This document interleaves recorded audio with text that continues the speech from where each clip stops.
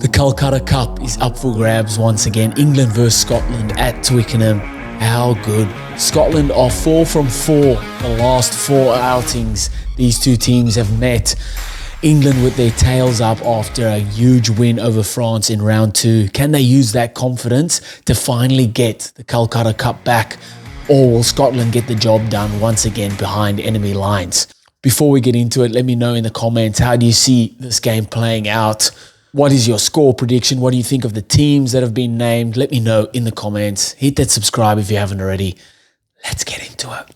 So we'll read the teams quick, or run through the teams quick. So for England, we've got Ellis Genge, Luke Cowan-Dickie, Will Stewart up front. You've got Maro Toje and Ollie Chesham in the locks, and back row of Tom Curry, Ben Earl, and Tom Willis. Very, very strong back row there. For the backs, we've got Alex Mitchell and Finn Smith. They're sticking with that combination. Henry Slade and Ollie Lawrence in the centres, and back three of Ollie Slideholm, Tommy Freeman, and Marcus Smith. On the bench, we're looking at Jamie George, Finn Baxter, and Joe Hayes, George Martin, Chandler Cunningham South there, and then Ben Curry, Harry Randall, and Elliot Daly, a 6-2 split. Then going over to Scotland's team, we've got Pierce Kuman, Dave Cherry, and Zander Fagerson up front. Johnny Gray and Grant Gilchrist in the locks. Jamie Ritchie, Rory Darge, and Jack Dempsey back row. And then the backline of Ben White, Finn Russell, Tom Jordan, and Hugh Jones in the centres. And then back three of Duan van der Merwe, Kyle Rowe, and Blair Kinghorn. Just quietly, I only got one wrong in my predicted starting 15 for Scotland. I had Matt Fagerson starting above Jamie Ritchie. That was the only difference. Not too bad. Not too bad. And then for the bench for Scotland, we've got Ewan Ashman, Rory Sutherland, Will Hurd, Sam Skinner, Gregor Brown, Matt Fagerson, Jamie Dobby, and Stafford McDowell. Another 6-2 split. So 6-2 splits looking like the go-to here for a lot of the international teams. Big risk reward that the Scotland run versus Ireland couple weeks ago, the 6-2 split, and they had 2 backs go down injured the first 20 minutes. It's kind of backfired there. Hoping for Scotland's sake that something similar to that doesn't happen. Now, getting into the matchups, big back row battle is going to be immense. It always is. So for England, you're looking at Tom Curry, Ben Earl, and Tom Willis. And then at Scotland, you've got Jamie Ritchie, Rory Darge, Jack Dempsey. This is going to be a battle. When it comes to the physicality of the game, getting over the ad line, and then ruck time, this is going to be huge. Physicality in leading the charge with carrying the ball, but also defensively, getting up off the line and smashing, making those big tackles. And then when it comes to rucks, slowing the ball down. I'm looking at guys, Curry and Ben Earl. And then on the other side, you're looking at Rory Darge. Rory Darge, one of the best in the game at the moment at pilfering, at stealing the ball, or at least slowing that ball down. And then Curry and Ben Earl have been in fantastic form as well. Slowing that ball down, just being irritating for the attacking side. And that's what both teams will look to do for sure. My next matchup is the 9-10 matchup. So for England, you've got Alex Mitchell and Finn Smith. And then for Scotland, it is Ben White and Finn Russell. Kicking is going to be huge here. Both teams love a box kick, and they love to apply pressure that way. So applying the contestable box kicks, putting them up and having their wingers chase through and try and get the ball back, or at least put pressure on the team going up for the ball. So the aerial battle is going to be a big one as well. But those box kicks from both sides have been really pinpoint. Alex Mitchell and Ben White, some of the best box kickers in the game.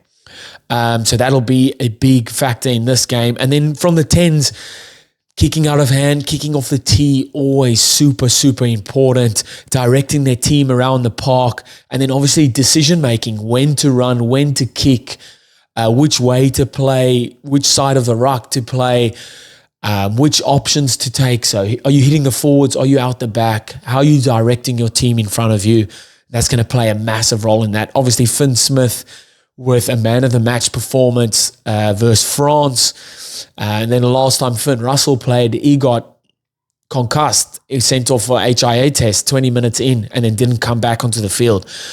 So kind of two 10s at different ends of the confidence stick, could you say? Although I think Finn Russell could go on a streak of playing 30 bad games, he will still go into a game with his tail up. He's that sort of player. He's always going to throw caution to the wind, always going to try something out. Even if he fails, he's going to get up and try it again. And it's almost a risk reward you take with having Finn Russell, in your team. Both Finns at it. Finn Russell he's gonna try those things. He's gonna make mistakes, and sometimes he's gonna pull it off, and it's gonna be magic, and it's gonna look really good. But when he's on song, when Finn Russell's on song, one of the best playmakers in the game. His distribution is next level. How he reads the game as well, also next level. And he'll want to be playing at his best if they have any chance of retaining the Calcutta Cup.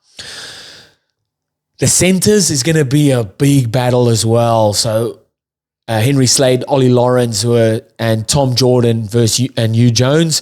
Front foot ball, very important. Getting over that advantage line, first phase, super important. And then dominance in defence. Getting up off that line, smashing, making strong tackles. Your outside centre is probably your most important position with regards to defence. So communicating defensive lines, knowing when to hang back, when to shoot out and make a big tackle. And then up to these guys to create opportunities. Hugh Jones, yes, he's good at rounding off opportunities, but he's also good at creating. Tom Jordan also got lovely distribution skills. And then on the other hand, Henry Slade, we saw the little grubber kick that he put through for Caelan Murley to score versus Ireland. So he can create opportunities, give Ollie Lawrence a bit of space, and you're going to reap the rewards of that for sure. And then back three is another big matchup. Whew, man, strong back three here from both sides of the field. That try-scoring ability from these guys. Probably Darcy Graham, you're losing a little bit with Kyle Rowe coming in there, but they're still very similar style players.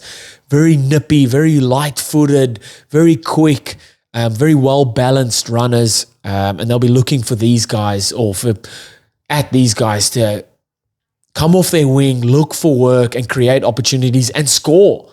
The opportunities created by others. Duan van der Merwe, another elite finisher. And then for England, you've got Slytome and Freeman, also really good. I'm looking at Marcus Smith to create opportunities for those guys outside of him. Winning the aerial battle will be massive as well. Both teams love a box kick. So can Tommy Freeman, Duan van der Merwe, Kyle Rowe, Ollie Slytome, and then fullbacks Kinghorn and Smith, can these guys win? Who's going to win the aerial battle? It will go a long way in winning the game for either side. Where I see the game won or lost, set piece, it always is the set piece. Your scrum, your line out, scrum to set the tone physically.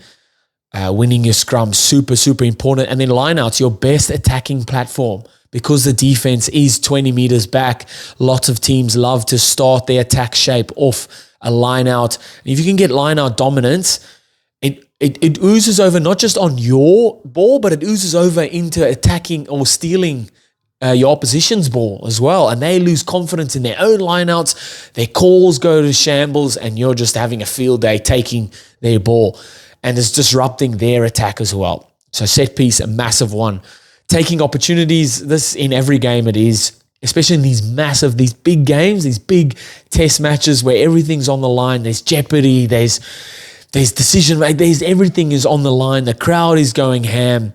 There's small margins, small opportunities to score points. You have to take those opportunities and you have to put points on the board. Decision making around penalties is also a big one. So when to go for posts, when to back yourself and go to touch and try and score tries. That's a massive one. And it's almost an understated, I feel like, decision made by the captains is whether to go for points, as in the 3 points, or whether to go for touch, back yourself, get the line out and try and score tries from there. Because when it gets to the back end of the game and you're 1 or 2 points in it, people are going to judge you on what decisions were made throughout the game. And then your bench. Bench is becoming even more important as the years roll on, or as the physicality and the intensity of the games get higher. Your bench becomes so important. Both teams here with a 6-2 split. So it's obviously forwards go your hardest and we can sub you. So go ham for 40, 50 minutes and we can get new guys on there. Hoping both teams don't suffer backline injuries or too many backline injuries, as there's only 2 backline subs to sub them out. But the bench is so important. That last 20 minutes, they come on, impact. I've got Chandler Cunningham South as my super. No, I've got actually Bundy Arki as my super sub. I think I might have changed that. But Chandler Cunningham South, also a big super sub for fantasy there, for sure. Oh, this is going to be, I'm really split on this, as in a score prediction. Where England are at the moment, the confidence up, tails up, and where I feel like Scotland are at the moment, a little bit low on confidence. They don't have their man in Tui Polotu there. Couple of injuries, obviously Darcy Graham injured as well. Finn Russell hasn't been playing his best rugby at the minute. I'm going to go with England to win this one in a tight game at home as well. England just absolutely charging at the minute. I'm going to go England by 5 points in an absolute, like a cracker of a game. Maybe one of the games of the Six Nations this year. I feel like this game is going to be, it's going to be huge. What do you guys think? Let me know in the comments. What's your score prediction? How do you see this game playing out? I want to hear from you. Let me know. Hit that subscribe if you haven't already. And I'll see you next time. Bye.